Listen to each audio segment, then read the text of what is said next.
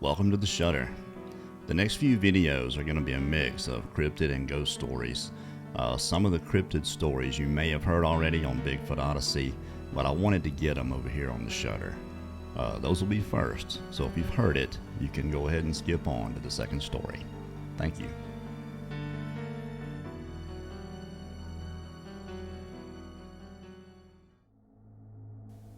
My name is Tyler. I live in a small town in eastern Pennsylvania. When we were kids, my younger brother Alex and I would play games around the house at night in the summer. Sometimes other neighborhood kids would come over, and we'd all have one big game of hide and seek or freeze tag or whatever we could come up with. It was what kids did back in the 80s. Our house was at the end of the block. We had a big field for a backyard, and the woods just beyond that was our playground. I was 12, going on 13, in July of 1988. My brother Alex was 11, and 5 of our friends were out playing games in the moonlight. It was around 8 o'clock, I'd guess, when the next game we decided to play was hide and seek. The moon was coming up, and a perfect warm summer night was upon us. The field was dotted with bushes and small trees that gave us plenty of places to hide, so we made our boundaries, and I was it. There was a big maple in the backyard. That was home base, and where I began my count to 50 while the others took off to hide. The game was, if you're spotted and whoever is it calls the name right, that person can try to run to base. If they're caught, they're it. I faced the big maple, hid my eyes in my forearm, and started my count. Everyone else scattered. You could always tell what direction some were going by the laughing and giggling going on as they took off to hide. I reached my 50 count, and it was on. Of course, if you're it, you have to yell out, "Ready or not, here I come," and away I went. I could tell there was at least 1 or 2 in the bushes by the back fence, but I was looking for Tommy. Tommy was a big kid, much bigger than the rest of us. He was 13 and at least 6 foot tall and 200 pounds. He was an easy target, and I could tell by his size who he was. I knew he wasn't going to outrun me. We had played freeze tag earlier just before sundown, and I'd been smelling something we could only assume was a dead animal. Though we didn't see anything dead, nevertheless, it wasn't that unusual. As I started off my search, I could see someone crouching down on the back edge of the field by a gallberry bush. It was without a doubt Tommy. I pretended I didn't see him, and I just kind of jogged over in that direction without letting on. I was about 150 feet away from him when I made my move. The rule was, when someone is running for you, they call out a name. If that's you, you have to run for home base, but you can't run till you're seen.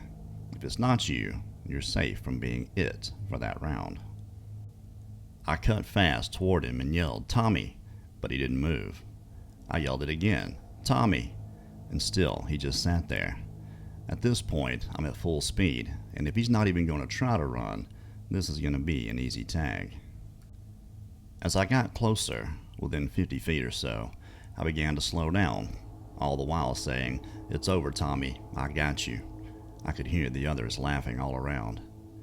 I'd guess I was at a slow trot when I got within about 20 feet of him, and then he stood up. The bright moonlight shone on this figure, and I could tell right away it clearly wasn't Tommy.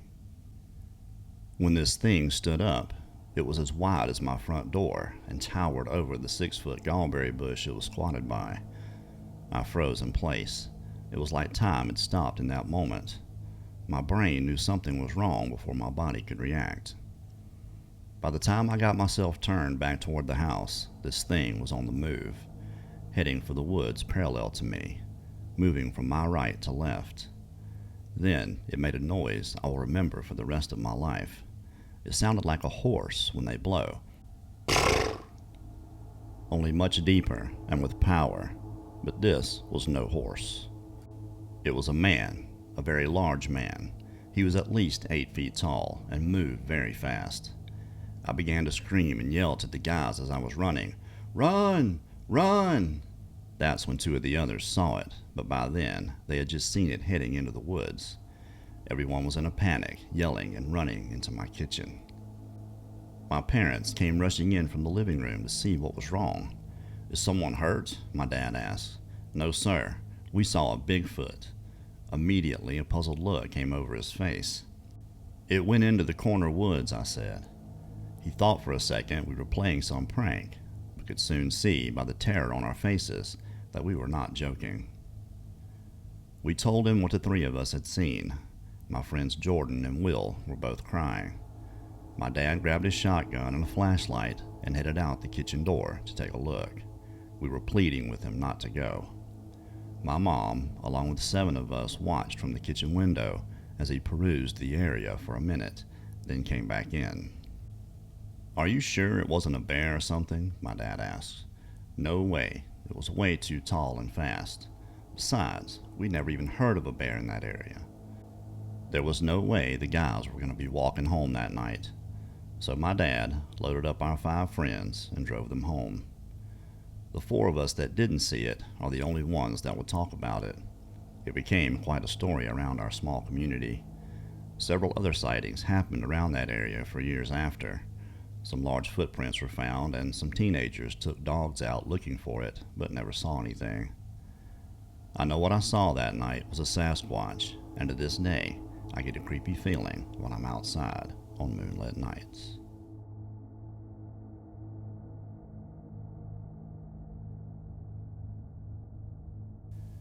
I love to ride my bike along country roads.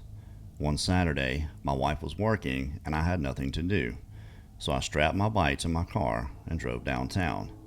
I parked in the scenic downtown area and then rode out of town into the surrounding countryside. As I wound my way further into the remote countryside, houses and businesses and cars grew increasingly scarce. Eventually, there was only an occasional house or two every half mile or mile, and cornfields and small woods flanking the dirt and gravel roads that I pedaled down. It's on one of those back roads that a minivan drove past me. Within moments of it passing, it turned around and pulled up alongside me.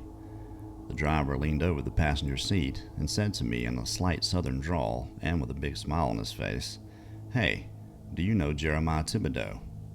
I thought for a brief second, but I don't know any Jeremiah Tibedoux, so I said no. The driver said, "You don't know of him at all?" I said that I didn't and apologized, and then pedaled on. The van sat for a moment longer and then pulled a U-turn and drove off in the direction I was originally heading. I thought nothing of the encounter and didn't think I had anything to worry about. I continued on my ride, turning down this road and heading north, and then turning down that road and heading east. I didn't have any agenda. I was just out to enjoy the summer day and meander through the relaxing countryside. Maybe 10 minutes later, and on an entirely new road and heading in an entirely different direction from the one I had first met the van, I saw the van again. We were heading toward each other, and I gave a smile and nod as I passed the driver. I remember thinking it was an odd coincidence that I came across the van again. The driver stared as he passed, and he had a big smile on his face. At this point, I began wondering what he was doing. He might be lost, or maybe he was just enjoying a scenic drive and thought I looked like a friend of a friend or something. I didn't know, but at that point, I was starting to think about the situation a little more critically. I continued taking a twisting, turning, meandering path. Then, I came across the van again, and again, they're heading in my direction, and I pulled alongside them. The driver rolled down his window and leaned out. He was a late 20s man with a few inches of goatee and a baseball cap. He had a large smile plastered across his face once again. I stopped my bike and looked at him, waiting for him to say something, and he just looked at me for a good 30 seconds. Now, 30 seconds doesn't sound like a long time, but you go flag down a stranger and then just look at them for 30 seconds, and you'll realize that, in that kind of situation, 30 seconds is a lifetime. Finally, he spoke and said, "Hey, do you know Jeremiah Tibedoux?" Same dadgum question. This time, there was no smile on his face. He stared at me, and I was thinking to myself, is he joking? Does he really not remember he asked me this same question not 30 minutes ago? Is he just being funny? After a moment, I told him that I still didn't know anyone by the name, and I pedaled off down the road. It was at that time that I realized exactly how remote the area was. I peered down the road I was on and didn't see a house anywhere. I was flanked by a cornfield on one side and a forest on the other. I looked over my shoulder and saw the van slowly driving down the road away from me. I decided to begin to head back toward the town center. I pedaled hard, and the gravel road ahead of me continued with a bend to the right and a dirt path to the left. As I neared the fork, who should come around the bend but the van? I gripped my pocket knife, which I always take with me on rides like this, just in case, and then realized all they had to do was run me down with the van and I would be in serious trouble. As the van drew closer, I was ready to jump off and run into the cornfields. The van slowed down as it approached me. The driver rolled his window down and leaned out again, but this time I didn't stop riding. I increased my speed, even though I knew I could never outrun the van if they gave chase.